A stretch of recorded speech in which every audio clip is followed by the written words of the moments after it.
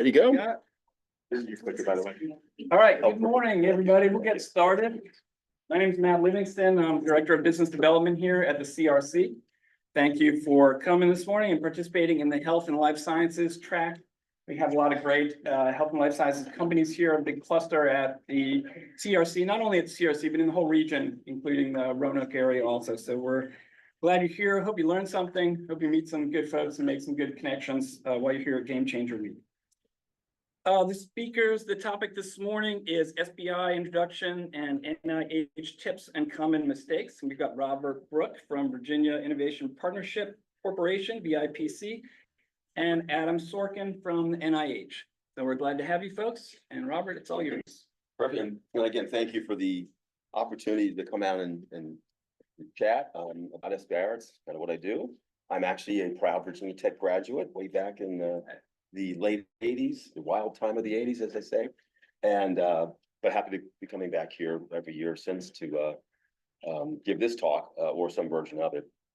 A little bit about VIPC. We are a state-funded nonprofit funded by the Commonwealth of Virginia, basically doing economic development for early-stage tech-based companies. We also working with universities to help transition some of the technology out of the universities.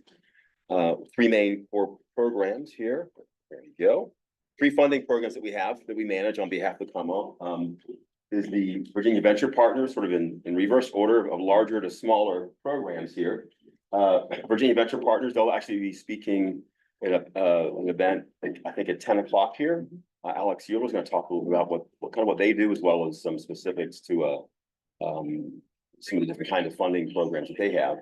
But they're investing in high growth potential, so it's a dilutive investment. So we are actually making dilutive investments into high growth potential companies that are on a pathway to who are actually looking for venture capital. The venture capital is one of those, a lot of people want it, and really only a few people really, will get it. And that's why we have other funding programs. We have other programs called the Commonwealth Commercialization Fund. We've got a couple colleagues here that are with that team and available to chat with. But our CCF grant is kind of like an SBIR grant, where it's non-dilutive. There's both a university higher education grant, and then there's a small business program grant.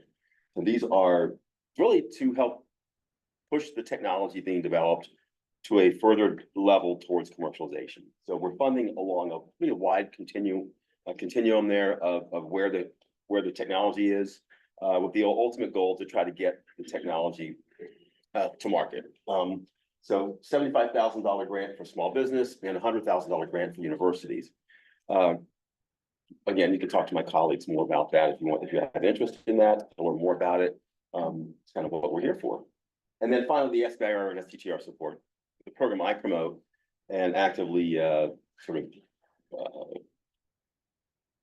do outreach for, such as today, is federal research grants. So it's not Commonwealth money, it's federal money. There's over $4 billion in the SBIR program. We'll talk about that here shortly. And as I'm going to give a talk here about the more general SBIR program at the agencies, kind of the overview of the program. Then we have Adam from the NIH going to talk more about the NIH's program. There are multiple agencies fund, life science and health tech, health IT. Adam's going to talk about more of the NIH's programs, and I'll kind of cover where you might want to go with other agencies as well, if you're in that health science, life science, health tech. But my program provides a lot of, the wrong way on this. One-on-one mentoring. We do a lot of training. We look at if you're going to be learning, we're going to teach you how to fish, not give you a fish. You learn how to apply for SBIRs. The various agencies have different programs. They're all kind of developed differently, but they are. So we give a lot of training classes, and we'll be coming back down here actually this fall to give another class. But I provide mentoring, one-on-one assistance.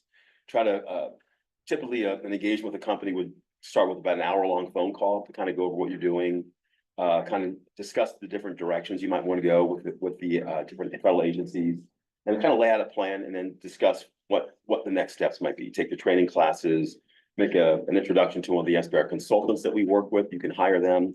We have a small grant available to actually help you pay for the consultant that you might want to hire. It's not to pay you to write it, it's to help you get the outside help that you need to help. What I always like to say is, can you hopefully skin your knees a few less times before you actually secure the grant that could change the direction of your company, quite frankly. And really quickly, we've got, it's my contact information here. We have some upcoming training classes, as I mentioned to you. In about 3 weeks, we've got a webinar on the National Science Foundations program. It's about a 6-hour, 5.5-hour long webinar class. Has breaks, it's not full sit down, but first 5 hours. The in-person class we're giving at the NIH in November up in Fairfax. We have recorded versions of these as well already on our website at the link below. And then we're going to be back down here on December 12th to give a Department of Defense SBIR overview. It's like a 3 or 4 hour class there. And so it'll be somewhere here at the CRC as well. So we're going to talk a little about the different agencies. If you don't know about the Department of Defense, that might be someone to look at. They've got over $2 billion annually. They're half the entire SBIR program.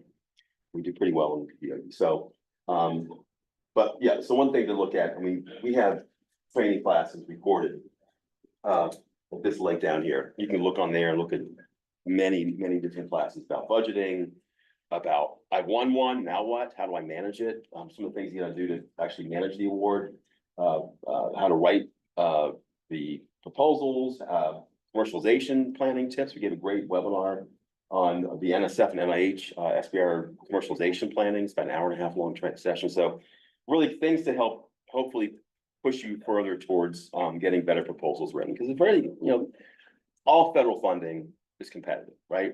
The grants, all applications to private sector is competitive. If there's a 100% success rate, people wouldn't write good proposals, right? So this is the help you might need. So the SBIR programs are mandated by Congress. It started out as a pilot program over 40 years ago by the National Science Foundation.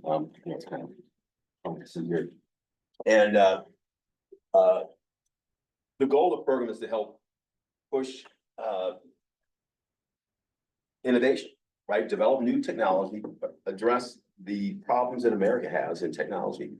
And so they developed this program, which is pretty innovative when you think about it. It's probably one of the more successful programs the government's ever made. It's still there, even though they have to get reauthorized every 4 or 5 years, because Congress can't figure out a way to make it permanent for some reason. So, but the goal is to help increase private sector commercialization of innovations derived from federal research and development, thereby increasing competition, productivity, and economic growth. So that's the core program. Now, each of these agencies that are required to participate, we're going to list them here in a second. But the deal is this: it's non-dilutive money, and which is always great, especially at a university. There's a lot of non-dilutive money, research and development. There's debt, so you're giving away like our investment fund. There's equity. The debt is a loan, so you're getting money from banks or something. You owe that back. Equity, you're giving away like our investment fund. Non-dilutive is it's in green for a reason, right? It's the good money, not the evil money. Those monies actually have a place in it. In fact, most SBIR programs, you're going to have to talk about any application you write for any state or federal. You're going to talk about where you might need these to come in later. And if you ignore that, your funding strategy that looks pretty weak. So this is all part of the funding strategy is the point. And I like to say SBIR answers the come back when problem.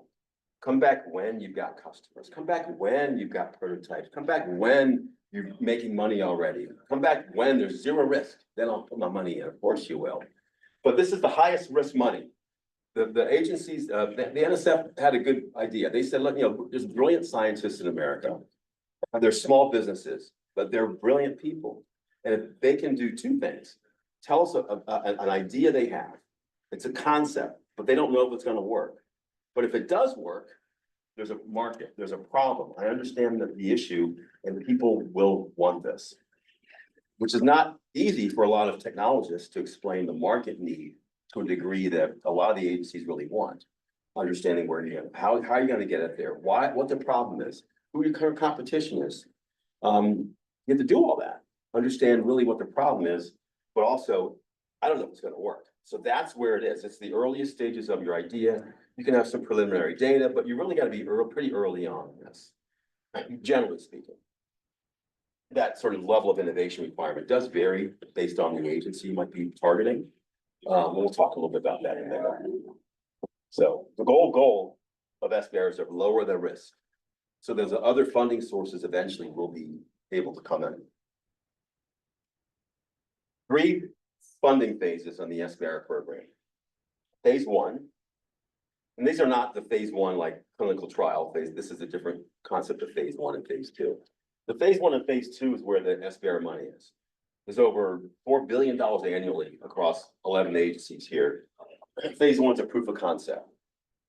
And you're looking at 6 months to a year, depending on the program you're applying to, $75K up to about $300,000. And to validate your idea, it's proof of concept.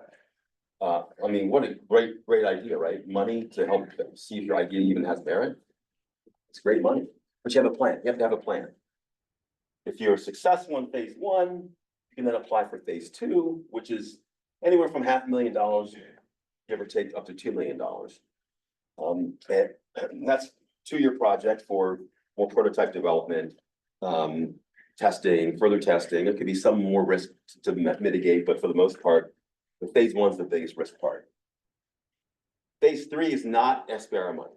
So that's any other money you get after this money's developed some things to secure customers, outside venture capital, state grants, selling it to the government. That's all phase 3, because government wants to, they give you this money, they want to track you. They want to know if they're being successful, so they want to call phase 3. So they're going to want you to report back to them on your successes. So what do you need? Okay, so we're here outside of Virginia Tech. You got to have a company. This is not a university application. This is a small business application. For a for-profit based business. You can't, nonprofits are not solving world's problems. They're not greedy, trying to get revenue in to pay lots of taxes. That's what the program's all about. Solve big problems and pay a lot of taxes. System works. US controlled and owned. So 50% more owned by US citizens or permanent residents. We've got less than 500 employees, which is, I always say, it's pretty big companies that are eligible, really. The average size companies between, what they say, 10 and 15 people, somewhere in there. So pretty small companies. You have to be located in the US and all the work must be performed in the US and all money must be spent in the US. So you can't even buy, any equipment, any other, it has to be through US distributors. That's the case. So it's really, you're trying to focus on building in America. You gotta have a business, an address, a company, and a bank account to apply.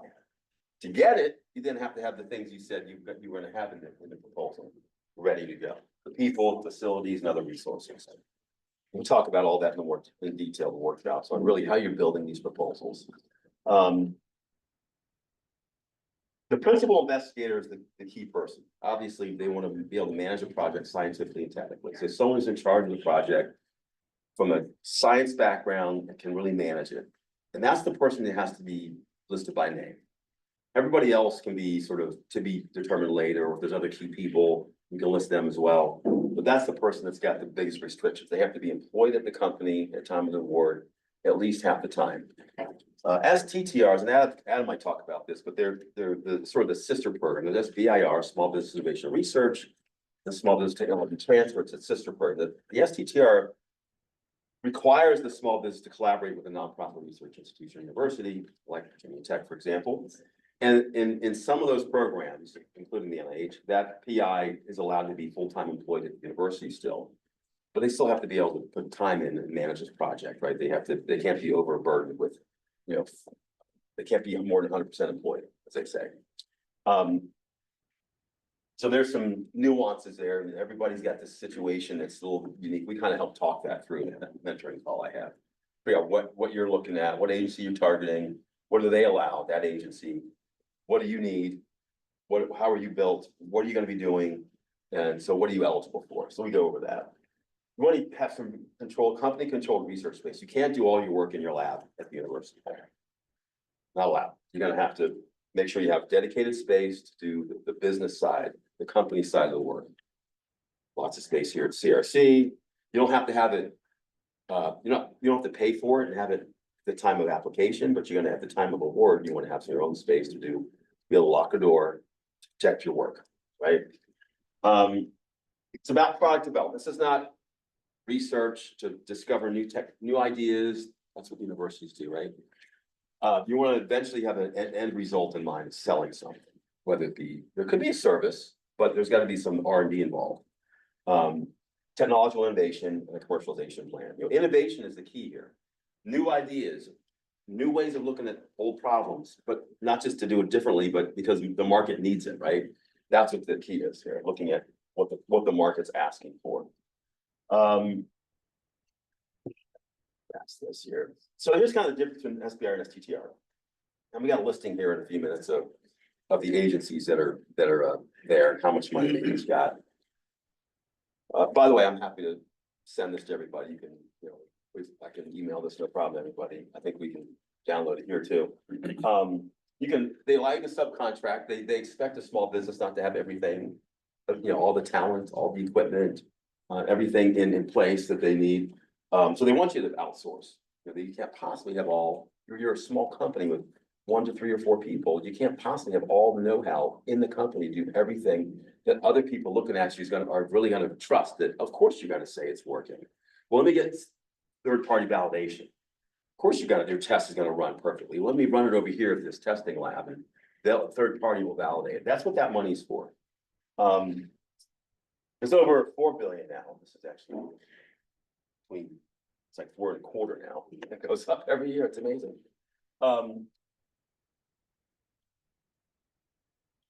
In the NIH world, the medical world of the NIH, they do allow the company to be majority owned by venture capital now. That was something that passed several years ago. But you have to kind of watch, it's gotta be more than one investor. It can't just be one. And because it can take a lot longer at NIH to develop these technologies. So there's 11 agencies here.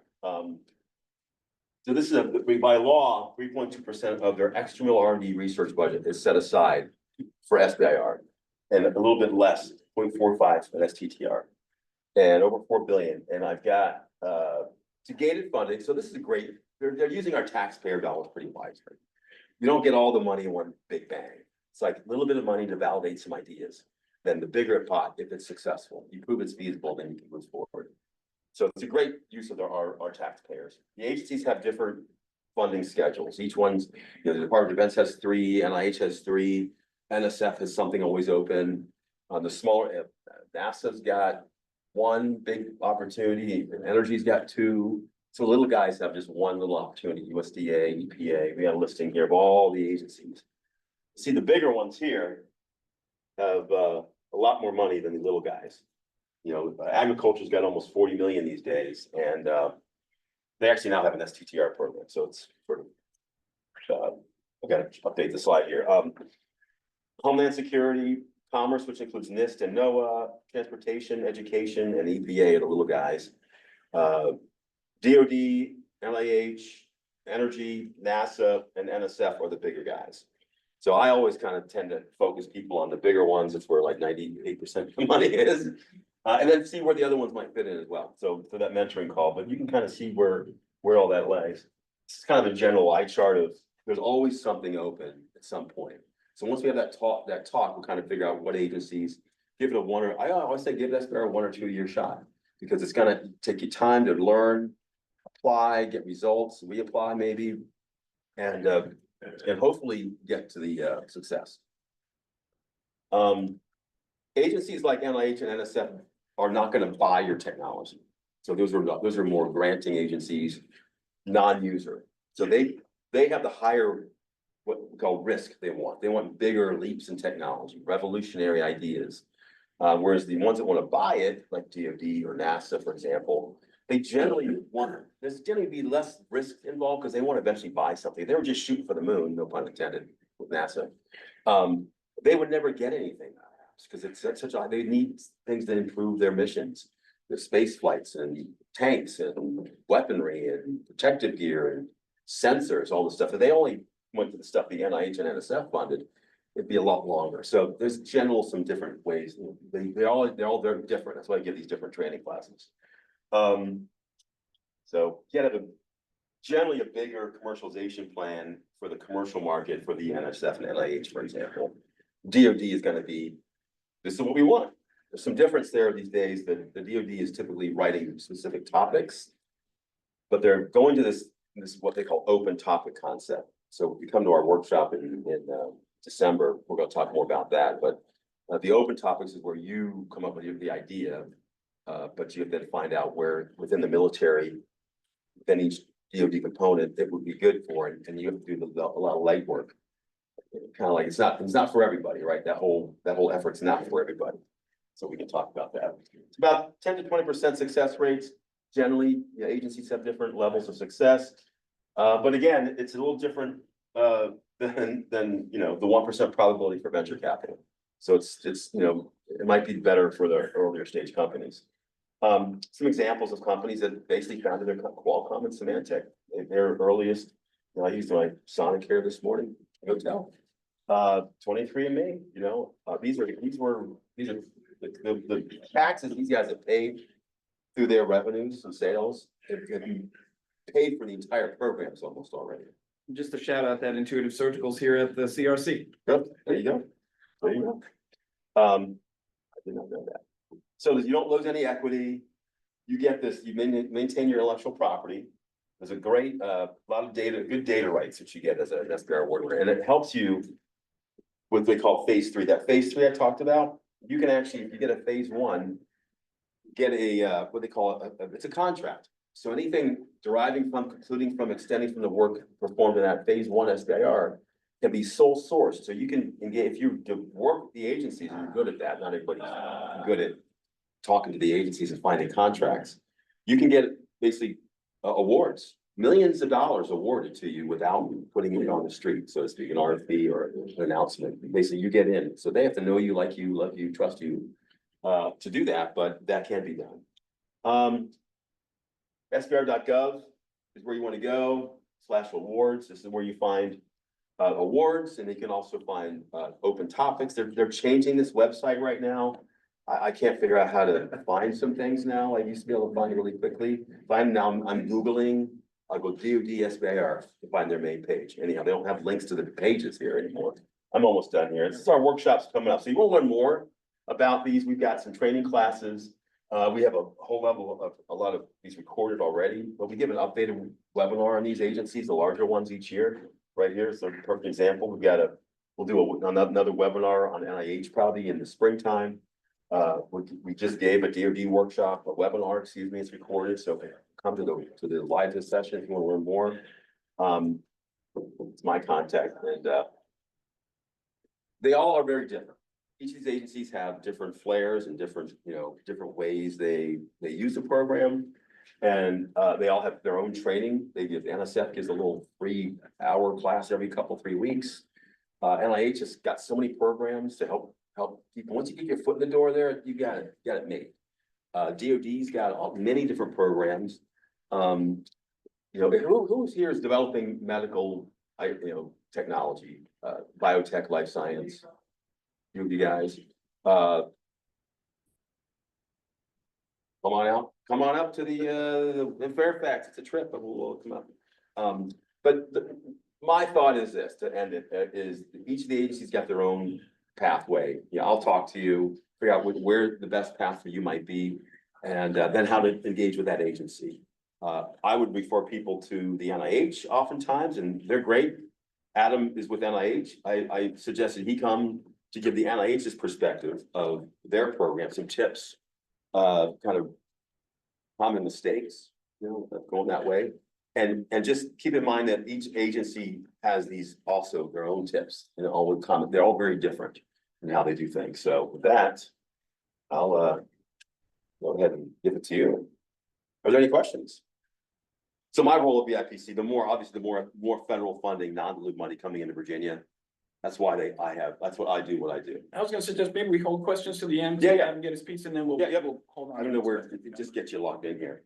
there any quick questions? Al, you had a question? Well, just a quick question. I know often you will present with consultants that do support for Yep. people, right? Yeah, from coming down here, the company down here is called Tech Op Consulting. Yeah, They're in one of the buildings here. so you have relationships with those folks, which and you Yeah. probably have contracts with fixed. Yeah, well, I only work with the consultants, so we have a grant that can pay for that. Yeah. You have to apply for that, and I kind of go over that with my boss, and, but we, I try to tend to work with companies, the consultants that are gonna own part of your company at the end. It's not gonna be a $20,000 bill you have to pay for a $100,000 grant, maybe, it's like you pay, it doesn't make any sense.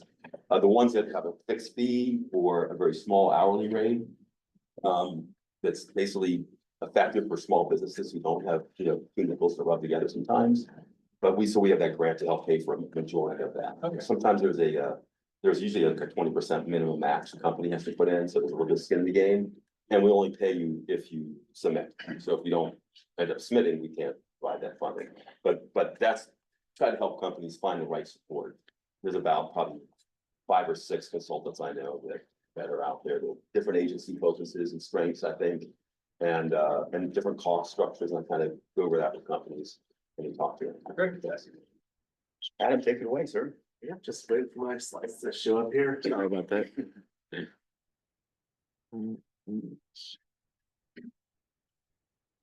We're working through the technical issues. Right, sorry about that.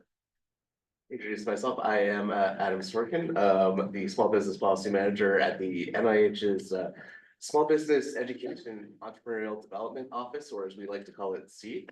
And here to talk about how we at NIH and the Department of Health and Human Services more broadly support biomedical research at small businesses. And If it wants to sit down, Bob. yeah, and I think we'll figure out how to get all the slides to you because I'll probably. There we go. And it should work from there. yeah, we are going to cover a lot of information real quick. So you can always go to our website, c.nih.gov, and find all of our resources and a lot of detail on everything that we're going to cover today. And if nothing else, we are always very happy to hear from you, both myself, my office, and program officers at each of our 24 different institutes and centers, as well as CDC and FDA. You can find contact information for all of us and each of those institutes, small business programs at the website as well. And we do encourage you to do so.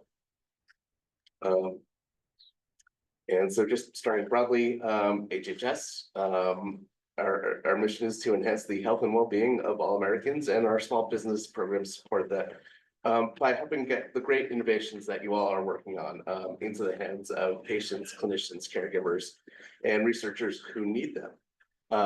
So not just NIH, but ARPA-H, FDA, CDC, and ACL, the Administration for Community Living, all participate in the SBIR program. NIH and ARPA-H, as Rob indicated, have an STTR program as well. And speaking more specifically about NIH,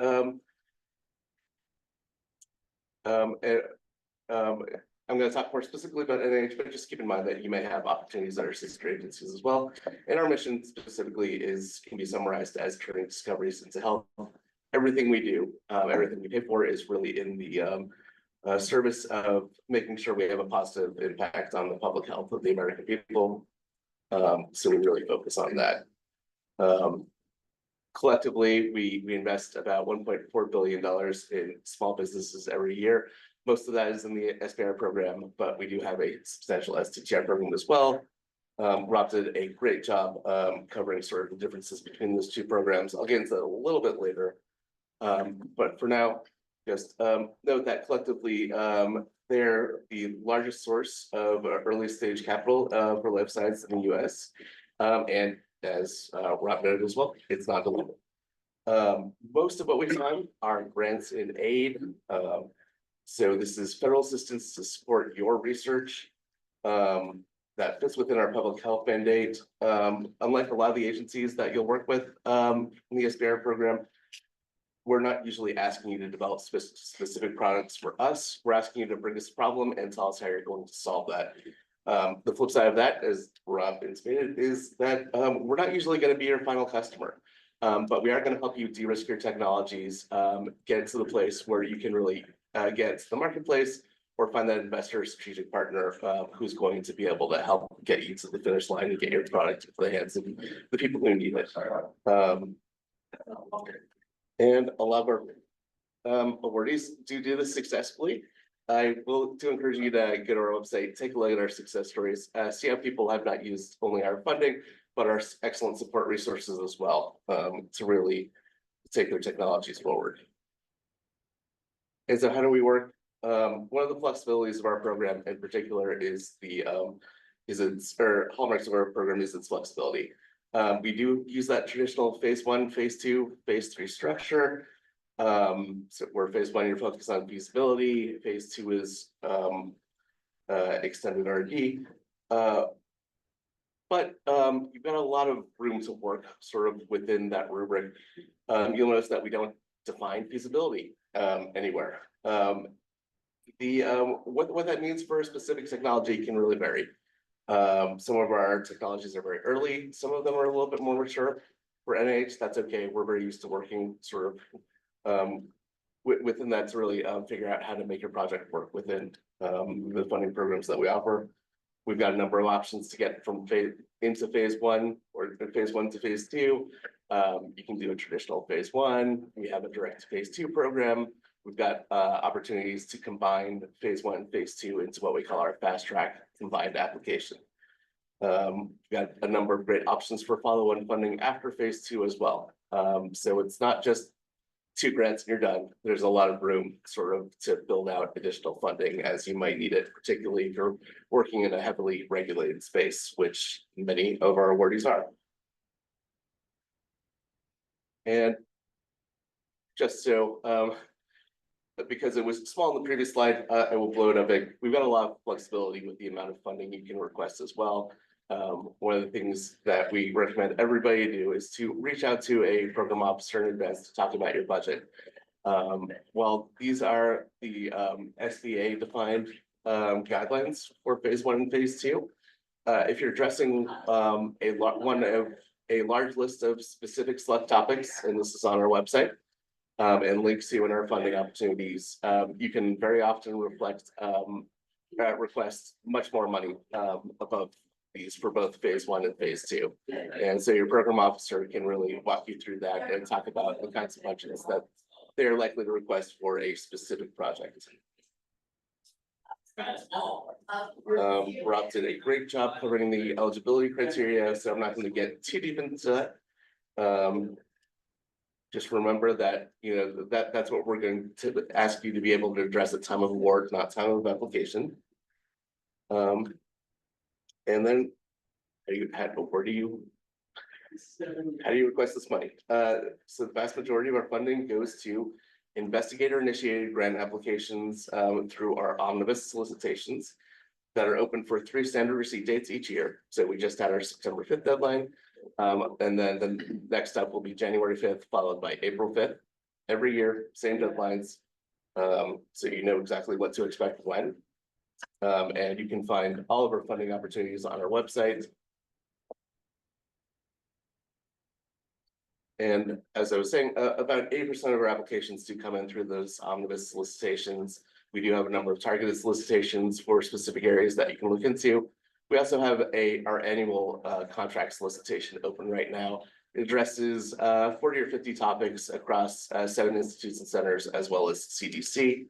So always a good idea to take a look at those topics and see if there's anything that fits your work.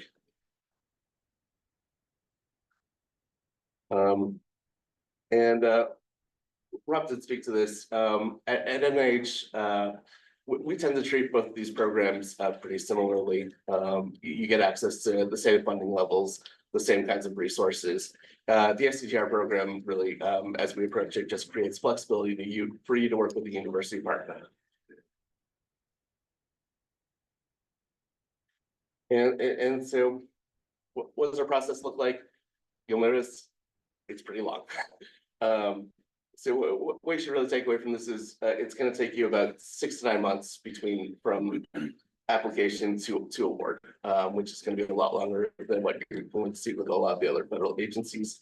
Do keep in mind that after about 3 months, you'll have a pretty good idea of how well your application performed and what to expect. And everything must be submitted electronically. Very important, particularly for us, to make sure you're registered early. Start this process about 2 months in advance.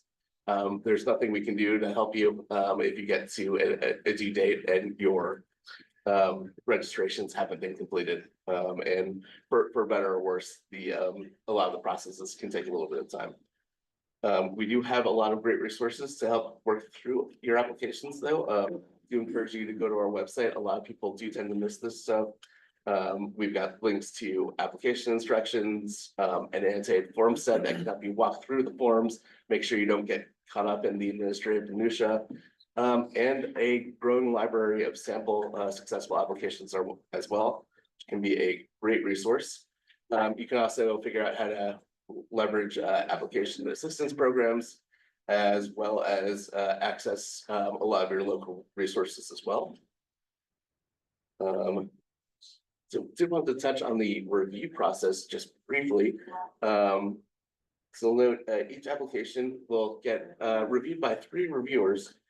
We're going to tell you exactly what we're asking, how we're asking them to review your application. Each of our funding opportunities, you can go to section 5 of all of them, of anything put out by NIH, FDA, or CDC, and you will see the specific guidance that they will receive for each of our 5 scored funding criteria.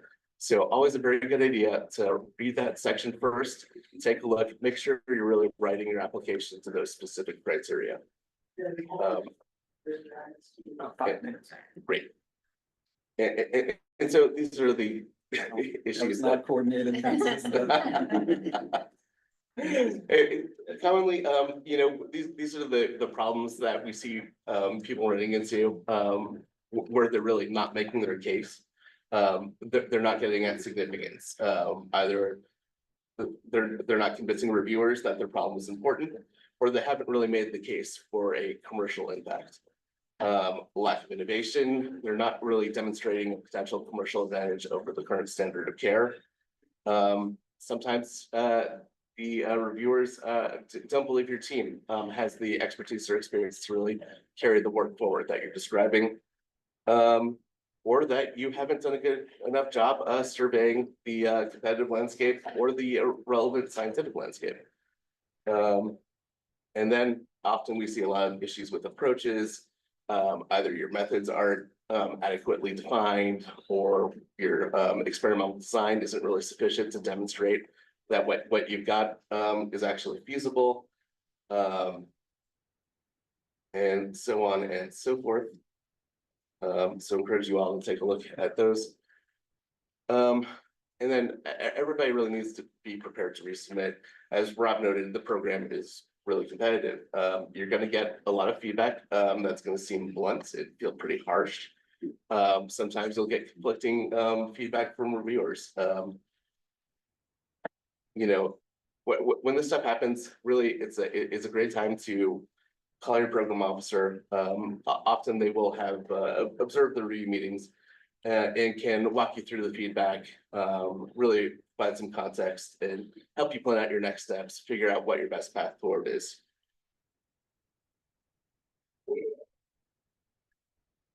And so just wanted to highlight a number of the great resources we have as we sort of those things out. We provide access to technical and business assistance programs that includes both funding as well as some centralized programs. These are really sort of providing complementary access to complementary expertise for your commercialization experts, or for your commercialization efforts rather, as you are working on R&D in parallel. We've got a number of great opportunities for training. We've got I wanted to highlight our new small business transition grant for new entrepreneurs. So this is specifically designed to help new entrepreneurs transition from academia to to entrepreneurial R&D under the guidance of an established mentor. A number of other great programs as well. A number of these, including the new capstone program and the entrepreneurial bootcamp, are open to all applicants, not just awardees. So to encourage you to go to our website and take a closer look at all of these. If you're looking for any kind of entrepreneurial training in the healthcare space.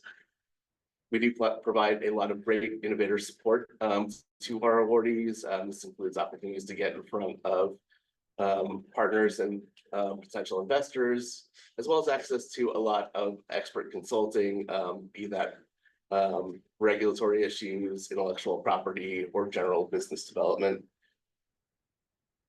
And as I've said a number of times, our most important piece of advice is really just talk to a program officer and do it at least a month in advance of your application. They can help you out with a lot of great issues prior to applying. Just confirming that your project is a good fit, helping you make sure you're aligned with their goals. Figuring out what study section you might target, helping you sort of take advantage of the most appropriate application option, so on and so forth. And they can also really help you figure out what happens after you apply and walk you through that. And then you all get these slides, have a number of sort of tips and tricks just to help you get the most out of your discussions going in on the front end. But really just sketch out your problem. Make sure you have a good idea of what you're looking at, and they can really help guide you from there. And with that, just you've got our contact information. We really do welcome you all to reach out. Website, email, social media, please feel free to find us all on LinkedIn. Always happy to have a conversation. And yeah. You mentioned folks should talk to the program director. So each institute has, in the omnibus solicitation is the one that's out there for the whole year, the 3 deadlines. And so, and in there, they list the contact point for each institute, the main point of contact. Even NCI's got like, what, 12 people there, but they've listed that one person as the key person to chat with. So they might find the right person in with your at NCI, your specific discipline in cancer research, and funnel you that right person. They want to talk to you, not just a few days before, but I would do it a couple months or even 6 months. So you're developing the right concept, put together 1-page overview, what your aims, you think your aims might be, your 2 or 3 key things you're going to be working on in that project, to get it to them, because they'll give you feedback and say this. They'll be, to your point, maybe blunt.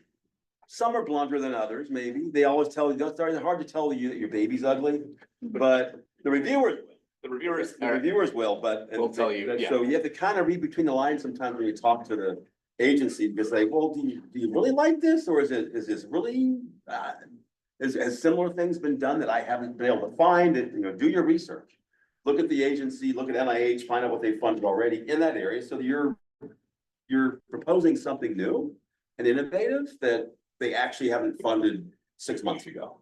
Sadly, if it's 6 months ago, it probably doesn't show up in their records yet, because it takes a while for the databases to be updated, but it's, you're working on new thought, right? So it's hard to always find the new thought out there yet, but talking to them can really help you, I think.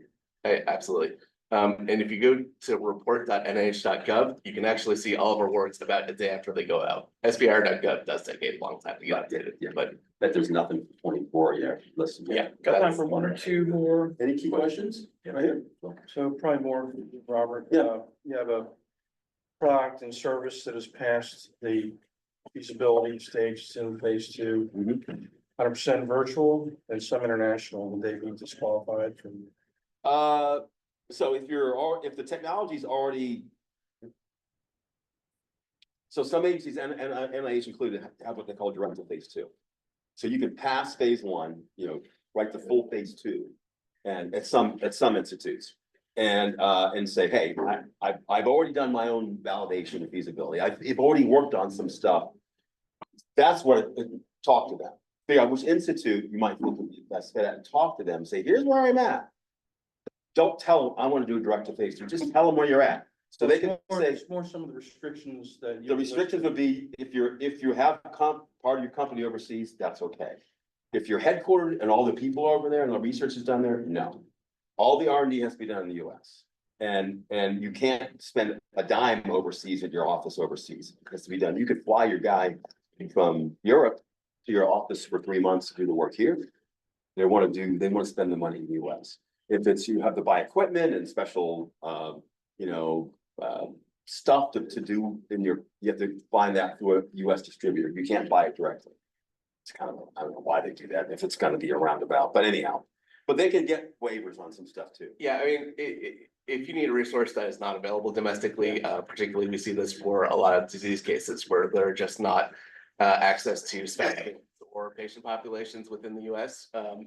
We can make exceptions to those cases, but if you can find it within the US, you really need to spend within the US. They're trying to, That's it's just US a money for statutory US, requirement, building US capacity. Even if it's like, oh, it's cheaper to hire developers in India. If that's the case, they want to continue to use the program to build capacity in that area in the US. So spend more money but find the guy that can do it in the US. So it's kind of it's not always, the lowest price doesn't win these things. It's not a bidding thing. Yeah, question? More in the back? Yes, I think, Yeah. I was just wondering if there is you can make any comments about, resources for, women-led companies, startup companies. I think there is, my understanding, there is a push to have more female innovators, maybe comment on that. And the other thing, I recall there used to be some supplemental, maybe from the NIH. If you want to hire, if you are an SBIR person and you want to hire a minority or student or something, can you comment? on that? Absolutely. So yeah, we do have what we call our diversity supplement program, and actually just reissued for the next 3 years yesterday. And so this is a program that basically lets you, depending on the level of the career of the candidate, you can get up to $100,000 or more per year of just support to add somebody with a diverse background to your project as an investigator.